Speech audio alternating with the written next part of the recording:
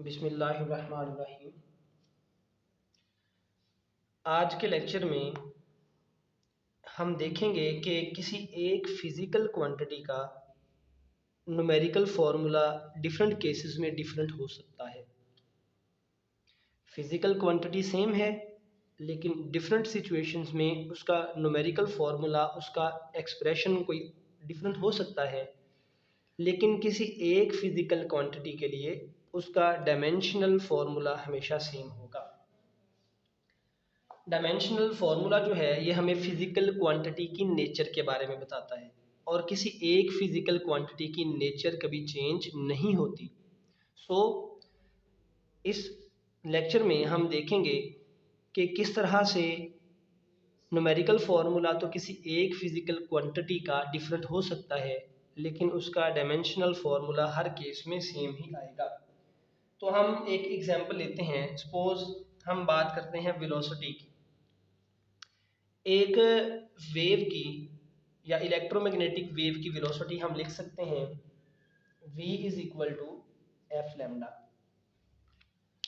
और एक आम ऑब्जेक्ट की वेलोसिटी के बारे में मैकेनिक्स में हमने सिंपल जो डेफिनेशन है वेलोसिटी की वो पढ़ी हुई है।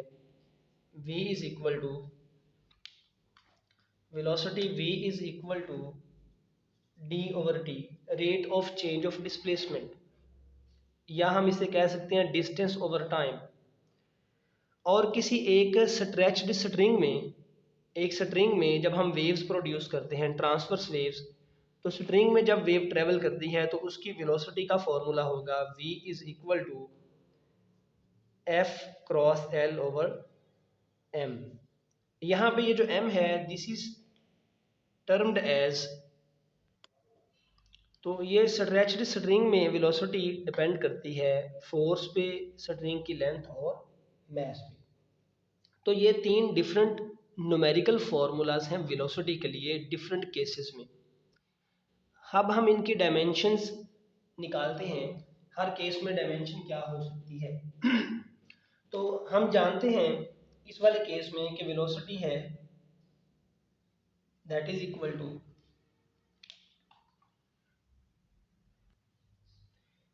वेलोसिटी है, ये है फ्रीक्वेंसी, और ये टर्म है वेवलेंथ।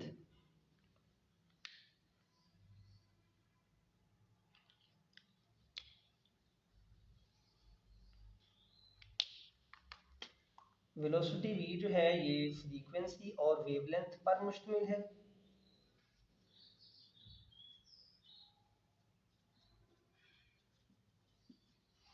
और फ्रीक्वेंसी के बारे में हम जानते हैं कि ये टाइम पीरियड का रेसिप्रोकल है। सो 1 टाइम पीरियड इनटू वेवलेंथ। ये बात भी आप लोग याद रखिए कि जब भी हमने किसी फिजिकल क्वांटिटी की डायमेंशन निकालनी होती है तो हम उस फिजिकल क्वांटिटी के बारे में देखते हैं कि वो किन बेस क्वांटिटीज़ पर मुश्तमिल है। तो यहाँ पे फ्रीक्वेंसी हमने इसको बेस क्वांटिटी में लाने की कोशिश की जो कि टाइम है, टाइम पीरियड का रेसिप्रोकल, और ये वेवलेंथ है। अब टाइम पीरियड की नेचर क्या है कि ये टाइम है, और वेवलेंथ की नेचर ये है कि ये लेंथ है। तो ये तो मैंने इनका फॉर्मूला लिखा। अब जब मैं डायमेंशंस की बात करूंगा तो मैं वेलोसिटी को स्क्वायर ब्रैकेट में बंद करूंगा, जिसका मतलब होगा कि ये वेलोसिटी की अब हम डायमेंशन लिख रहे हैं दैट इज इक्वल टू, इधर हम डायमेंशन लिखेंगे टाइम पीरियड की जो कि कैपिटल टी है, और वेवलेंथ इसकी नेचर लेंथ है तो इसकी डायमेंशन आएगी एल, और इसको हम लिखेंगे टी इनवर्स एल, और एक स्क्वायर ब्रैकेट में इनको कंबाइन करके लिखेंगे तो ये बनेगा L T inverse. This is dimension of velocity in this case. अब हम सेकंड केस में जब हम वेलोसिटी को डिफाइन करते हैं v is equal to D over T, तो तब हम इसकी डायमेंशंस कैलकुलेट करते हैं। v is equal to D over T, displacement over time. तो हम जानते हैं कि v इज इक्वल टू, इस डिस्प्लेसमेंट का मतलब है डिस्टेंस बिटवीन टू पॉइंट्स, और ये है टाइम।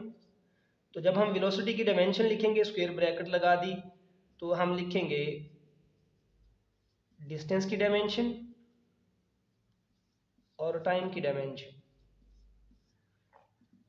डिस्टेंस के लिए सिंबल है l और टाइम के लिए है t।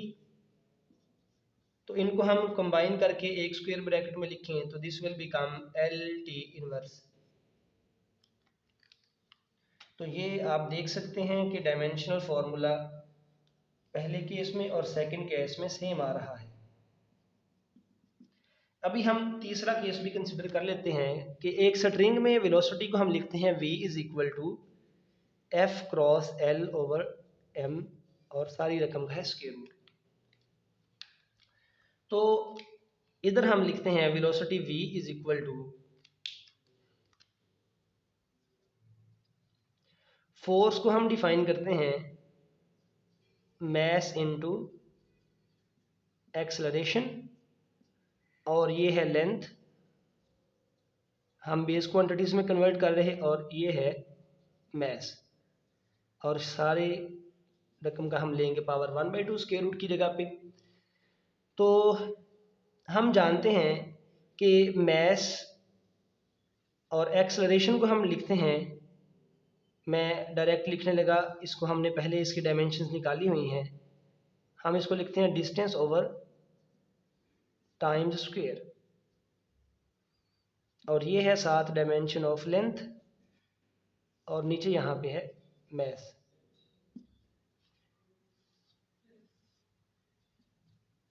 तो अब अगर मैं इस वेलोसिटी की डायमेंशंस निकालना चाहूँ तो वेलोसिटी की डायमेंशन होगी इस मैस की डायमेंशन जो कि कैपिटल एम है, डिस्टेंस की डायमेंशन जो कि एल है और बटे में टाइम स्क्वायर है, so it will be T square dimension.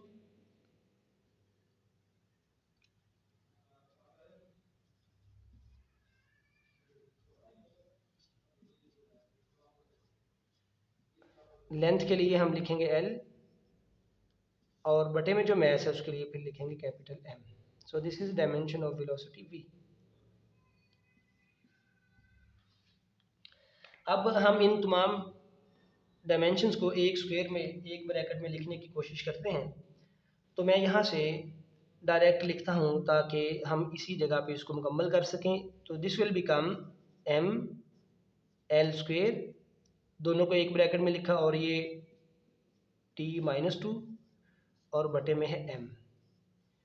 So this will become m की पावर 1 और ये जब बटे से स्क्वायर ब्रैकेट ऊपर आएगी इसकी power -1, this is L square and this is t-2 और इस सारी स्क्वायर ब्रैकेट के ऊपर पावर 1/2 भी आ रहा है इस स्क्वायर रूट की वजह से। तो यहाँ पे सारी रकम के ऊपर 1/2 मौजूद है।